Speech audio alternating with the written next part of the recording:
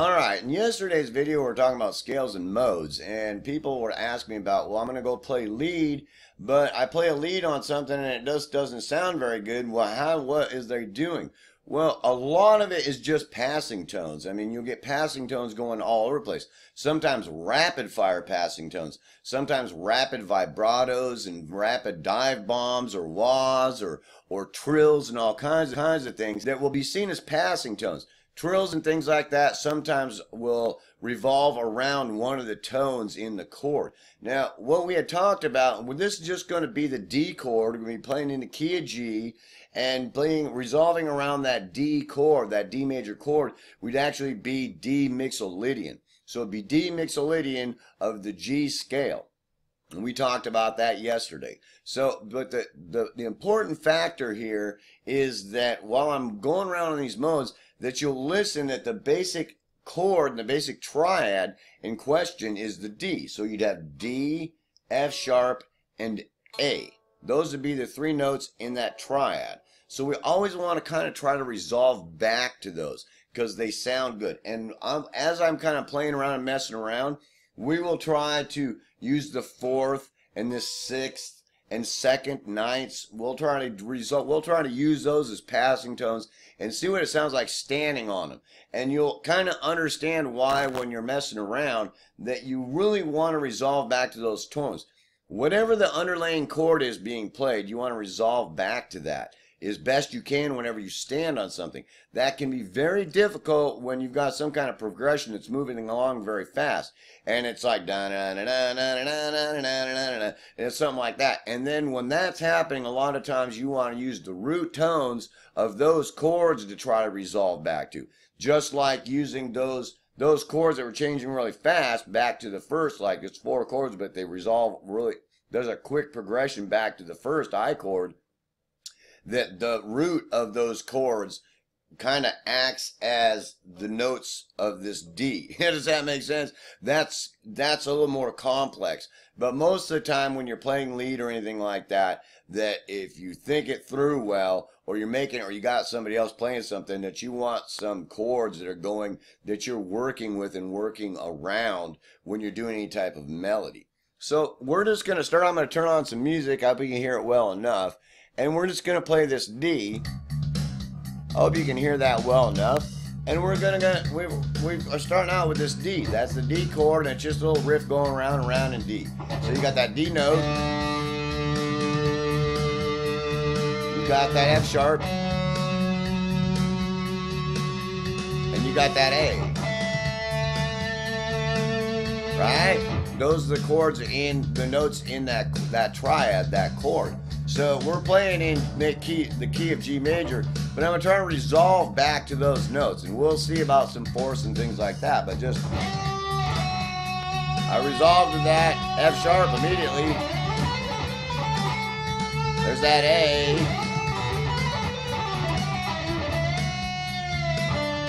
Back to that D. I use that G, but I'm coming up to that D. Back to that A. You can let that scream. There's that D. There's that F sharp.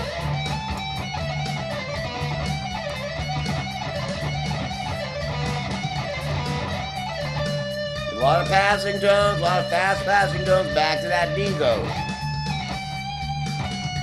See me kind of stand on that fourth right there, which is the fourth right above that D, but I didn't stand out long. I let it resolve back to that third, that F sharp. Because those chords, root, third, and fifth are basic tones in that chord. There's the D root. Back to that A.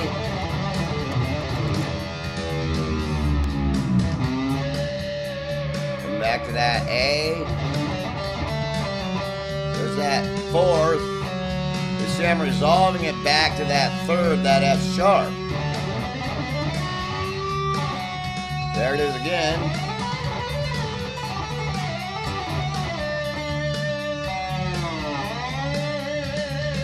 Trying to resolve it back to that D, one of those notes.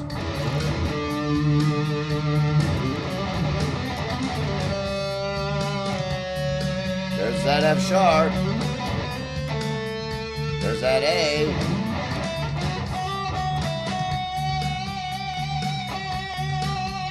Resolving back to those notes. There's that A. There's that F sharp.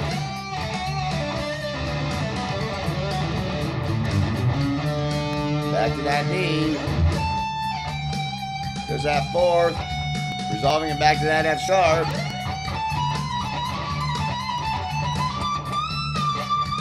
Resolving it back to that D.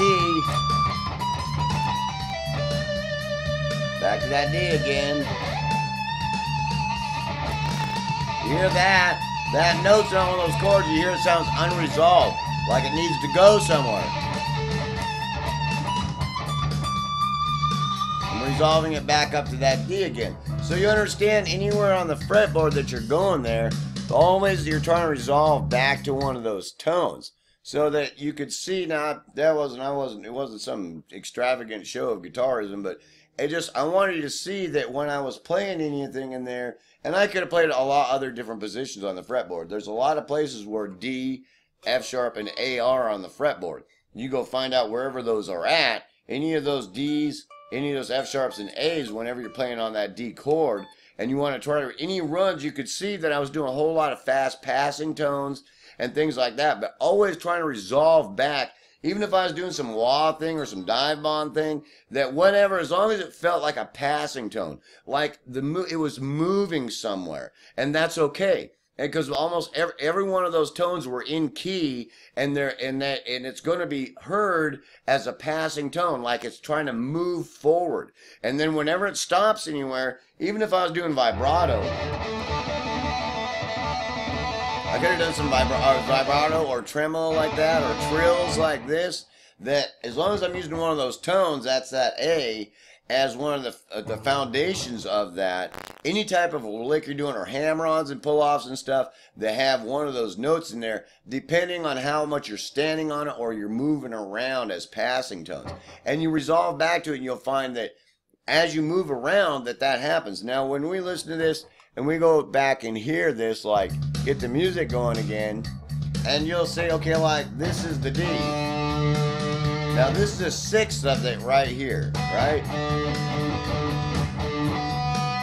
You can hear how it sounds there. It sounds a little dissonant, right? So, hear how I used it? That sixth climbing up to that, and then I use those as passing tones coming up to that F sharp. Does that make sense? So it doesn't sound sounds a little dissonant. Now, that doesn't sound too bad. That's the seventh, the flat seventh. It sounds like it's a little dissonant, but not too much. And it sounds really resolved when it goes to one of the tones of those chords.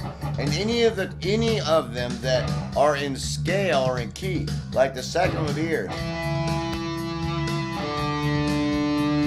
You hear how that second, which is the E, kind of had to resolve back to the D there.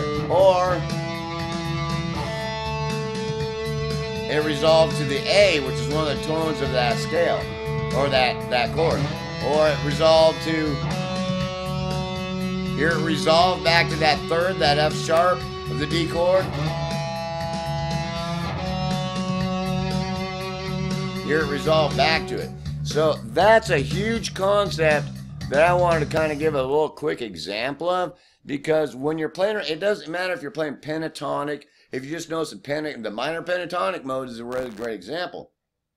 That as long as you're resolving back around whatever notes are in that chord, like if you're playing in D there and I'm doing that in pentatonic, so that's going to be D, right? So if I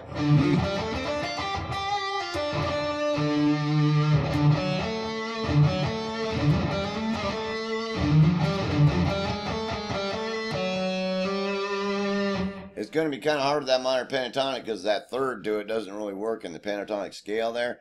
But the understanding of it is the same kind of concept. It would work fine if you were playing the major pentatonic and you played like a C or a D major pentatonic. But that's the concept. That way, when you figure out your modes and you're working around in the modes, that you resolve back to the tones of that chord. Because no matter what you're doing as far as passing tones, most of the time, even chords, even tones that aren't in key. Like if you got something like you're going along and you're like, this is the key of G and we're resolving around D, right? So the D chord. But this right here, this is what? A sharp, D flat. It's not it's not a tone in the scale, but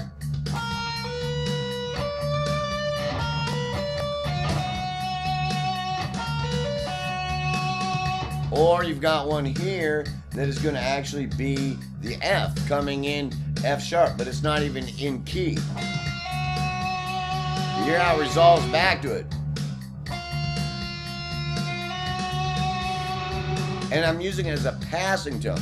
And that's a very quick example that any of the tones that aren't in key, sometimes it can be difficult because you can get on them, and if you stand on them too long, it really doesn't sound good in the composition or with the improvisation you're doing with what's going on with the rest of the band.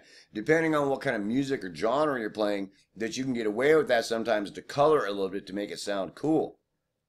But that's a real quick example of that, and I certainly hope that helped you a lot. So you can throw some simple drum tracks together and just play some D chords for, like 8 bars and then switch to G or whatever in some key, in the key of G, G, C, and D, 8 bars of each note, and or just one for a while and practice, like with G or D, and practice doing that and moving around. Get a little drum track and some kind of G thing going with a bass line on it, and mess around with that. And going all around the fretboard, once you get familiar with your modes, and you'll be surprised because as long as you're resolving around that, a lot of that stuff you'll hear guitars and be like, that is so cool. And then, well, I do that and I resolve back to this other note and it sounds like crap. Well, because there's a good chance that they're resolving to some harmony. That fourth didn't sound too bad when we were playing that fourth when that D was playing, but sometimes it might not. Depends on what's going on. I mean, you got to feel it. And if you try to stand on it, it don't sound right, and it sounds a little dissonant, get to one of the tones, get real quick to one of the tones that are in part of the structure of that underlying chord. And you will find that all your improvisations will improve 100% because you're focusing your tonalities around anything that you stop on when you're not just using passing tones and moving around, that you're using one of the tonalities from that chord. Because you can just listen, and it's really simple. Any one of those notes sound fine over it. D, F sharp, A,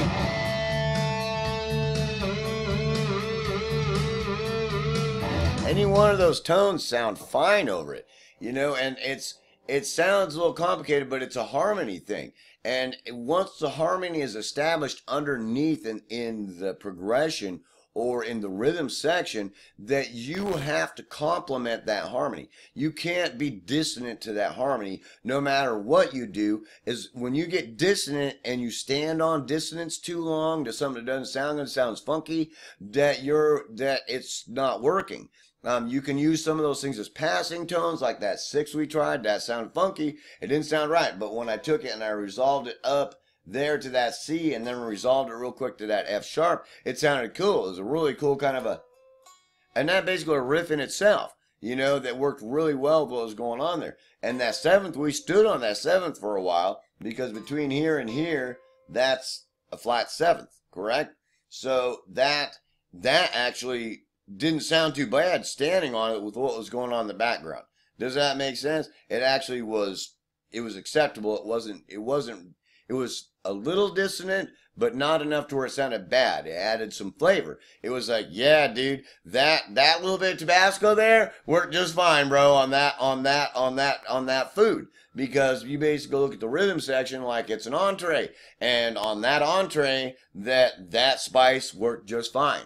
On some other entree, it might not, and you'd be like, no, it's dissonant, and slide up to one of the tonal chords, the foundation rhythm tonal chords, tonal building blocks of the chord. Sorry, that that are the main foundations of that chord. And resolve back to them. And I hope that was a good example, or at least a functional example, without it getting too complicated, so you can sit down and put some things together that are really simple with some basic chords and experiment with that. And you'll understand, like your G, the basic, what are the basic the basic tones in that triad? G, then you got B and D, right? So you resolve back to any one of those. If it was G minor, then it would be G, A sharp, and D. Any one of those you'd resolve back to, correct? And as you're moving around with passing tones and doing little licks and runs and things like that, trying to resolve back to those anytime you stand on it, or anytime you let a lick run too long, like you're doing something like that. If it goes too long, sometimes it's better to be right around any of those fundamental tones in that chord that's the foundation in the rhythm section, because it helps it to sound better, sounds it to sound more in place, and a spice added onto the entree that sounds good. So I hope that helped a lot, so that you pick up the guitar and you start experimenting with that. And the more notes you got, like, here's a diminished, right? Diminished here, like this D diminished. You've got D, you've got G sharp, you've got B, and you've got F, right? So if you play this chord and you start doing some run, it's more than likely you're going to want to use a diminished scale. But, you're going to want to stand on one of those tones. Or if you're talking about a seventh, it's got, like here's a dominant seventh. You've got the root, the fifth, the flat third, the flat seventh, and the flat third, right? And those, you resolve back to those above that dominant seventh when it's underneath there, and you've got like 4 tones that you can resolve to while you're doing passing tones. It gives you more options. So the more complex the chord is underneath the melody line you're working, it makes it more melodic. There's no doubt about it, but it gives you more options to resolve to while you're doing passing tones and playing around and running around in the modes, doing licks and runs and things like that, places to resolve to so that it sounds good and consonant. So I certainly hope that helped you a lot, and I certainly hope you play a lot of the guitar tonight and experiment with that. Peace, up, love. Have a great night.